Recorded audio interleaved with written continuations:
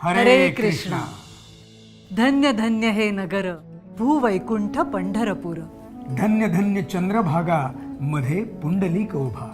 संतांचं माहेरघर म्हणजे पंढरपूर। महाराष्ट्राची आध्यात्मिक राजधानी म्हणजेच पंढरपूर। पंढरपूर म्हणजे दक्षिण द्वारका आणि पंढरपुरात उभा आपल्या वारकऱ्यांचा सखा।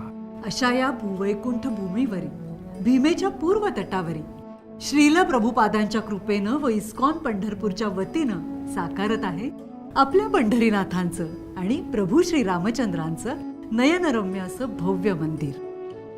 हे केवळ आणखी एक मंदिर नाही, हे असेल पंढरीचं वैभव। इथे कायम घुमत राहील संकीर्तनाचा नाद आणि जिभेला मिळेल गोविंदा महाप्रसादाचा स्वाद। आत्म्याला इथे मिळेल मनःशांती, शरीराला पुरेशी विश्रांती आणि व्यथा व्याधींपासून मुक्ती। ग्रंथालयातल्या आध्यात्मिक साहित्यातून उमजेल जीवनाचं तत्वज्ञान। संतांच्या संगतीनं जागेल हरवलेलं आत्मभान।